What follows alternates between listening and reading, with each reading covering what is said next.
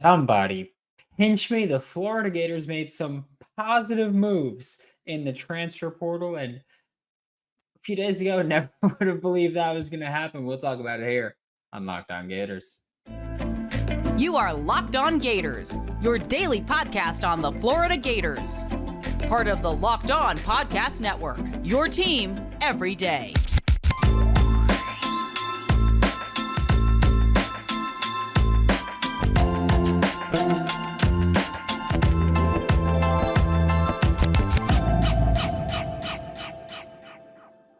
Hello, welcome back to another episode of Locked On Gators, part of the Locked On Podcast Network, your team every day. Thanks for making Locked On Gators your first listen of the day every day. We are available daily and free wherever you listen to podcasts. Happy Monday. I'm Brandon Olsen. Find me on Twitter at WNS_Brandon. Find all my written work with Whole Nine Sports, Giants Country, NFL 33. Today's episode of Locked On Gators is brought to you by Prize Picks. Go to prizepicks.com/LockedOnCollege. Use code LockedOnCollege for a first deposit match up to $100. Prize Picks is a daily fantasy sports made easy. And if you're part of the subtext group, you knew some of these players were very interested. If you're not part of the subtext group and you want to be, join subtext.com/LockedOnGators. Links in the description below. 2 weeks free, $5 a month after that. Great way to support the show, all that fun stuff. Just going to burn through it now. But Joey Slackman was the second commit from the transfer portal yesterday for the Florida Gators, but he's the first one that we're going to talk about because he's the higher ranking commit. He's the bigger name commit. And I do feel like there's more of a question with his fit than there is with Brandon Crenshaw-Dickson, who we'll talk about later. But, and not a question as in like a bad question. It's for me, I truly believe that Joey Slackman could start at 2 spots on the defensive line. I think he could start as that 3-tech, that big tackle, big end that Caleb Banks plays. And I think he could start at the F, where Tyreek Sapp played and Justice Boone is expected to play at. I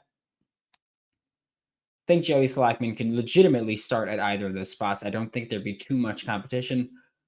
Caleb Banks would be his biggest competition there, but even then, I think Joey Slackman's skill set just would give him the edge there. I think that Joey Slackman's ready to come in and immediately make an impact. And Slackman even said, hey, I want to go to the NFL draft next year. I think this is the place that can get me there. And I'm not saying it is or isn't, but I am saying that you don't say that unless you're very much expecting to start somewhere. So I think for Slackman, that the expectation should be for him to be starting for this Florida Gators defense in 2024. And again, I think just if you cut the film and you watch him play, make some pretty damn good plays and some pretty high impact plays on the defensive line. And that's Florida desperately needs that. This year, the defensive line was not only, I want to say thin, because yes, they did go basically 5 deep, we'll say, on the interior of the defensive line. Wasn't 5 good players. They had moments, all of them had their moments, but wasn't 5 good players. I do think that what Joey Slackman would bring to the table immediately is being a interior defensive player that can rush the passer probably on par with Caleb Banks. But I think when you compare what Joey Slackman does defensively against the run, it ain't close. I think that Caleb Banks performs. How do I describe this? Caleb Banks performs more like a defensive tackle whose only job is to rush the passer. Like he performs like that typical 3-tech that you think of in a 4-3 defense. Like the old New York Giants defense is what I'm going to use as my reference. But when they had Strahan, Tuck, Umanura, all those guys, that kind of gap shooting defensive tackle. He's better at 1-gapping than 2-gapping. I think Joey Slackman does a better job of engaging with a guard or center, recognizing where the ball is going and shedding and kind of beating there. So I think that Joey Slackman steps in. And again, yes, that was against Ivy League talent. So against the SEC, it's going to face different challenges. But just again, what I can only judge your film based on who you've played. And I think Joey Slackman was absolutely dominant in both phases of the game. I actually think he's a better run defender than he is pass rusher. So again, still think he's a pretty damn good pass rusher for that big end spot. So I think Joey Slackman can step in right away and start, and I think that should be the expectation. That's my expectation, at least. So I think having Slackman and Cam Jackson in the middle gives you an immediate if you play Madden, it's like having inside stuff, like when you're just D tackles, just demolish the interior run every single time. I think that's what having Joey Slackman and Cam Jackson could be like. And I think that's huge when you look at who Florida has in the linebacker room. Like, not even talking about the other defensive linemen, just looking at who they have in the linebacker room. It's not a big group. Like, they're not large people. Keeping them clean and giving them just gaps to shoot is huge. You have Cam Jackson eating up 2 blockers. You could probably get Joey Slackman needing 2 blockers on him as well. You got 1 tackle at that point that could help you. And that's kind of it. So when you have your run game going and you have Joey Slackman and Cam Jackson there, linebackers should have free lanes. That's the part. Having a free lane coming downhill and just see ball, get ball. And I think that's big I think that's what Florida really missed and lacked last year on the interior defense. You look at the Tennessee game, and so much of stuffing that run game was just Cam Jackson dominating the interior of the line of scrimmage. But when Cam Jackson wasn't on the field, or in other games, even when Cam Jackson was on the field, but it wasn't as dominant, run games had a lot of success because they could just move the defensive line off the ball. Bringing Joey Slackman in, having him paired with Cam Jackson, you're not going to be able to just move the defensive lineman off the ball like that anymore. And I think that's going to really help the Florida Gators linebackers win. And I think that when you stop early downs and you force these defenses into longer downs, now you have Joey Slackman who could rush the passer. Joey Slackman's not a huge dude. He's 6'4", 300 pounds. Like, that's not huge. He ain't tiny, but he's not tiny, but he's not huge either. But you have Caleb Banks is 6'6", 315-ish. Caleb Banks can play the nose. Joey Slackman can play 3-tech. I think Joey Slackman's got enough power in an obvious passing situation where you can put him at the nose and put Caleb at the 3-tech, and I don't think that you really lose much there. So you can have early downs win those, then have Joey Slackman and Caleb Banks on the field, because Cam Jackson's not a good pass rusher in any way, shape, or form. It's not what he does. It's not what he should ever be expected to do. If you're like, oh, why isn't Cam Jackson getting sacks? Because he's never going to be that guy. He had 2 pressures last year. That's it. He reminds me of Snacks Harrison, like Damon Harrison, where he's just a huge dude that's just going to eat blocks. And there's a role for those guys. The Haloti Nadas. There's a role for those players. Okay? You don't have to be a pass rusher at all. So when you get these opposing offenses into these obvious passing situations because of your first down defense and your second down defense playing well and forcing them into those long situations, you could take Cam off the field, put Caleb Banks at the nose, put Joey Slackman to the 3-tech, and just let them pin their ears back. And then you can actually maybe generate some semblance of a pass rush. I think that's why Joey Slackman is so important.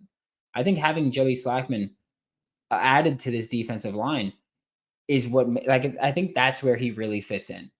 That he's not just a player who's very good.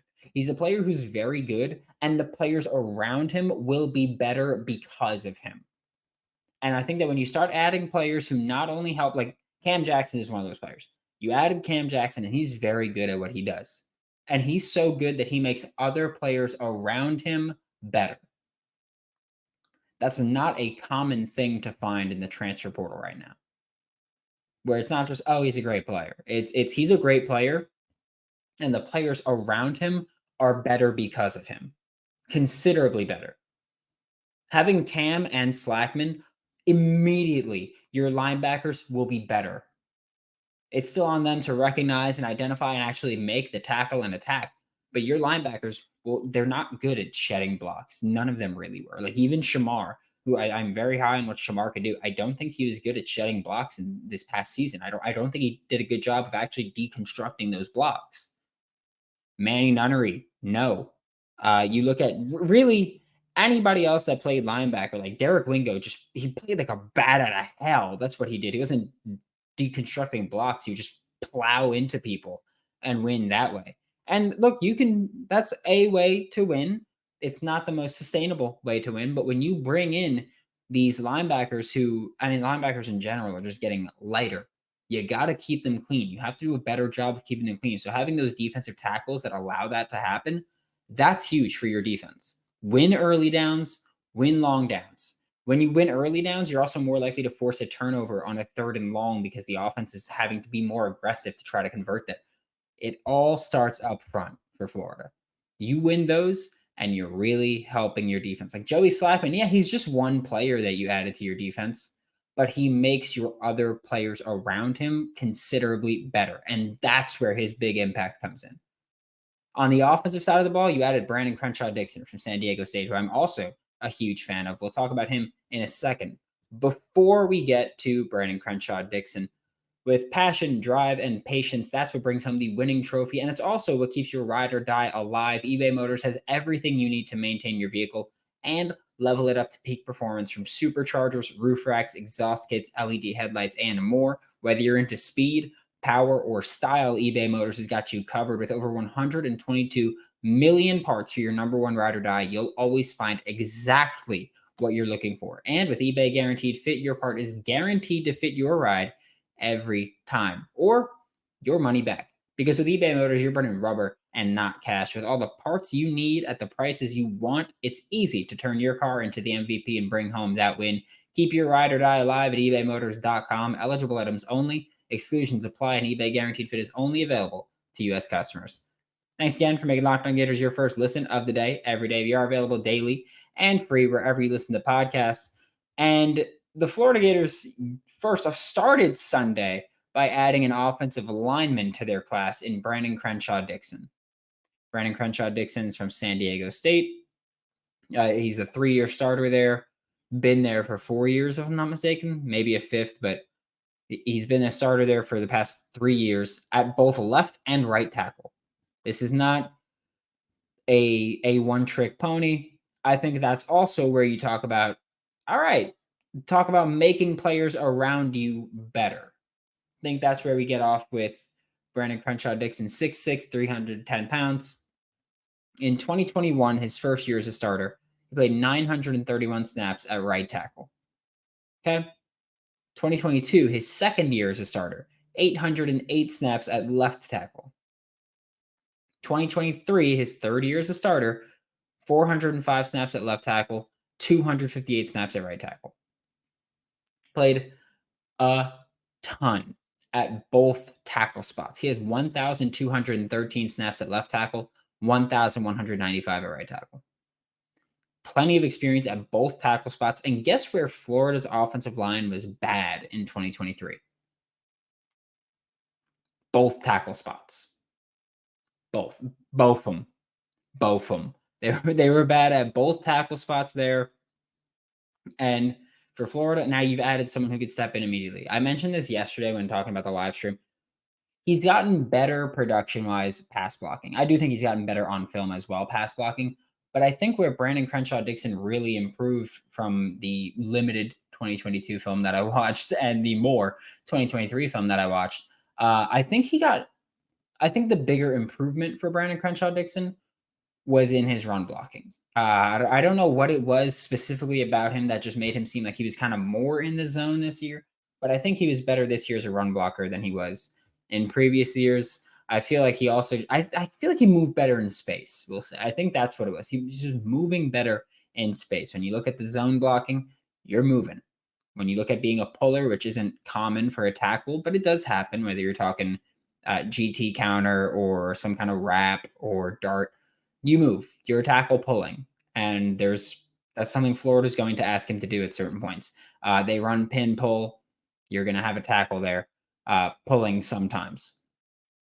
So I think for Florida, having Brandon Crenshaw-Dickson, he's huge because He allows you to get a little creative with what you're going to do on the offensive line.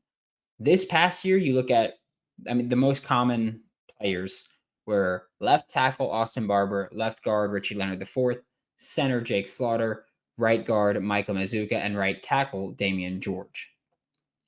When Damian George came from Alabama to Florida, I thought he would compete with Keontae Goodwin for the right tackle spot. And when he lost that, because I thought he would lose it, he would go into guard, probably left guard, which Richie Leonard IV never would have played. And honestly, he was your second best lineman this year, in my opinion. I think Jake Slaughter was the best one.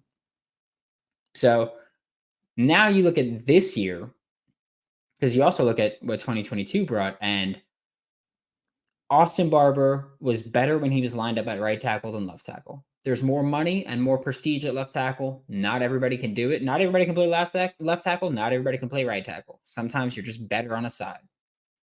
And honestly, I feel like the prestige thing has kind of balanced out a little bit now with how versatile offenses are. I don't think it's as important here. But for Florida, now you have Brandon Crenshaw-Dickson can start at, let's say, left tackle, and then you move Austin Barber to right tackle, and then you have Richie Leonard at left guard, Jake Slaughter at center, Michael Mazuka at right guard, and you can have Damian George compete for either one of those guard spots. You can have Najee Harris compete for either one of those guard spots.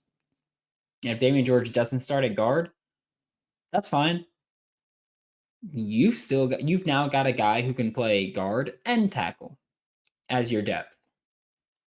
That versatility is huge when you're talking about an offensive line that doesn't have a ton of depth here. So I think you go, all right, we're solid there. Damian George is better at left tackle than he was at right tackle this year. Put Brandon Crenshaw-Dickson at right tackle. Try Damian George versus Austin Barber at left tackle.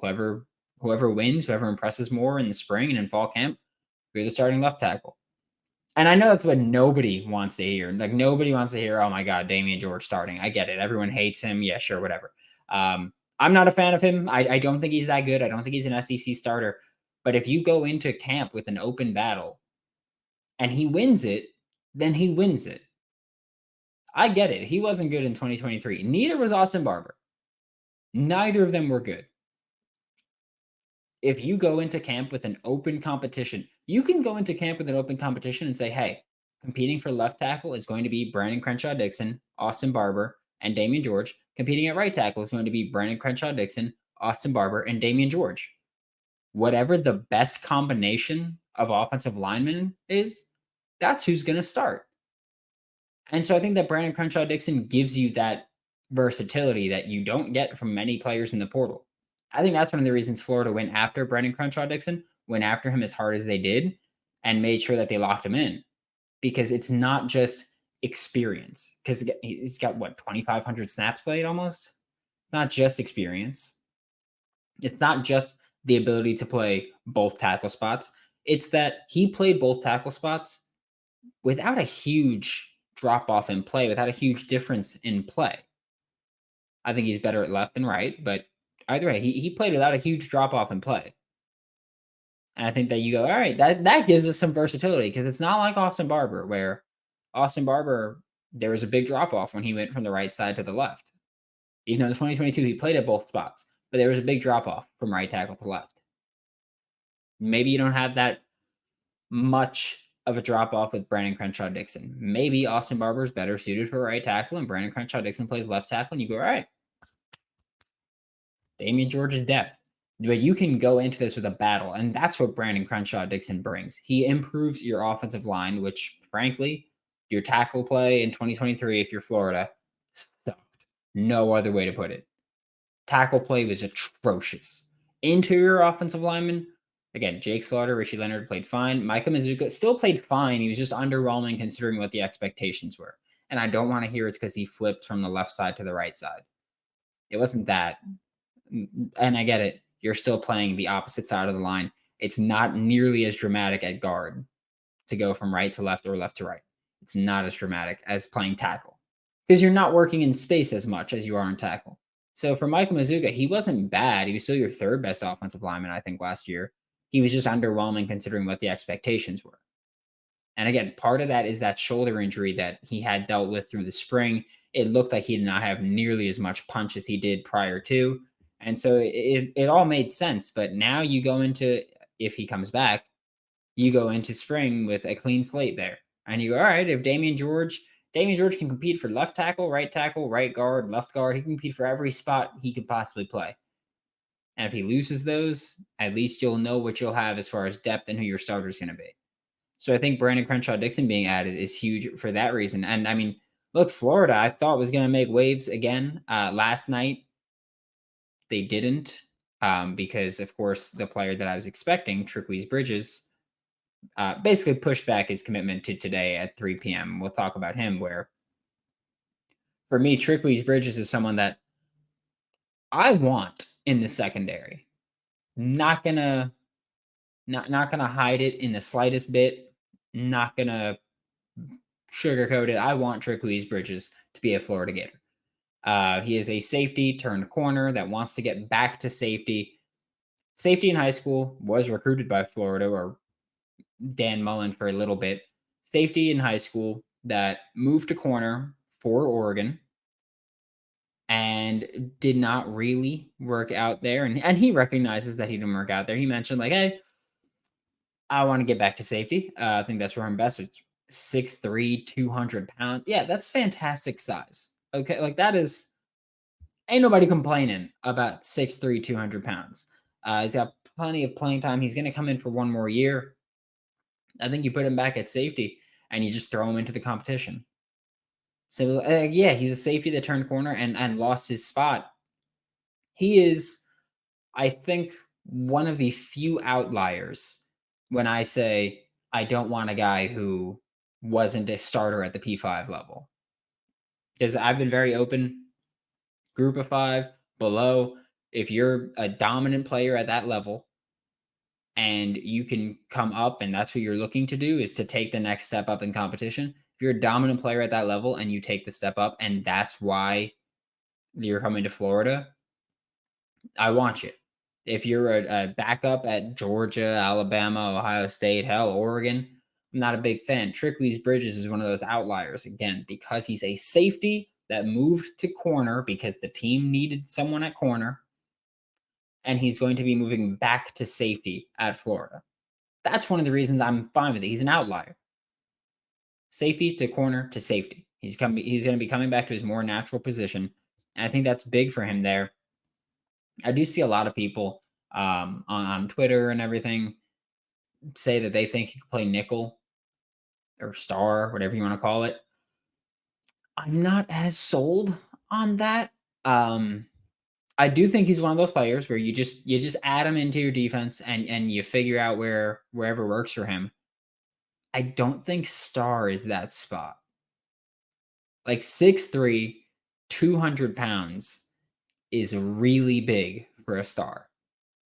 It's a massive, because again, don't forget, you're going to be guarding the little slot receivers. You're going to be guarding Eugene Wilson III's. Like, that's who you're going to be matched up with. Do you want 6'3", 200 against that when all you got to do to free him from press, put him in motion, and then he's not getting pressed anymore, and now you got a free release against someone who's not going to be as nimble as you are? Yeah, I think that I'd much rather look at Trickwise as someone who's going to be playing safety, and that's what I'm fine with. Like, that's what I prefer he's at. Your safety room right now, incredibly thin. You got Jordan Castell, Bryce Thornton, RJ Moten. That it? Add Trickwise Bridges, you got 6'3", 200 pounds, someone with experience. And probably the most important part here is that Trickwise is from Oregon. Oregon's head coach is Dan Lanning. Dan Lanning's defensive system is very similar to Austin Armstrong, Florida Gators defensive coordinator. Very similar defensive systems. He's got experience playing there throughout his career. He's got 1,005 snaps at corner, 41 in the slot, 13 as the deep safety, 13 along the defensive line, which he just lined up on the edge, and 117 as a box safety. Or in the box, we'll say. So you're looking at someone who has been used mostly as a corner, but is more of a safety. But he's got plenty of experience playing. He's got plenty of experience playing in a defense that desperately needs help. Hell, if you like him at corner, play him at corner. He wants to go back to safety. I do think he's going to go back to safety.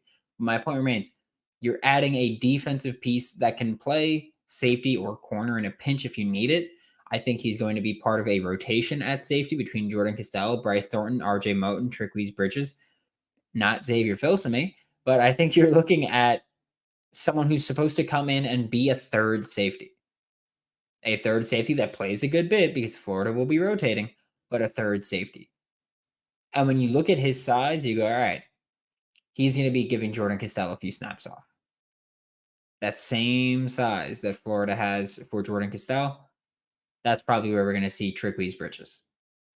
They're very similar size profiles. Then you have RJ Moten and Bryce Thornton at the other safety spot. And I'm cool with that. Like that, I'm not going to complain about that at all. I think it's a fantastic plan to have at safety. And Trickwise Bridges gives you that. You address now if you get Trickwise, who again committing at 3 p.m. Eastern time, pretty much between Florida and Washington from the external side of things. So I think that you look at it and you go, all right, you've addressed offensive tackle, you've addressed defensive line, you've addressed safety depth, which, yeah, I don't think you need a starting safety. I'm perfectly content with Jordan Costello and Bryce Thornton. I do think you need safety depth, and Trickwise Bridges gives you that. He gives you another body in the secondary that you need.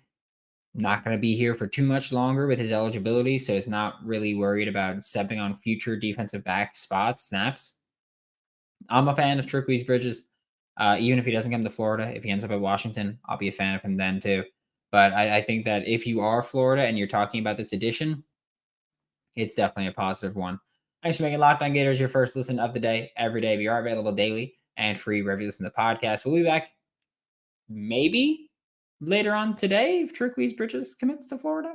Maybe tomorrow. We'll see. For Locked On Gators, I'm Brandon Olsen. Don't forget to follow me on Twitter at WNS_Brandon. Find all my written work with Whole Nine Sports, Giants Country, NFL 33. And as always, I will see you all later.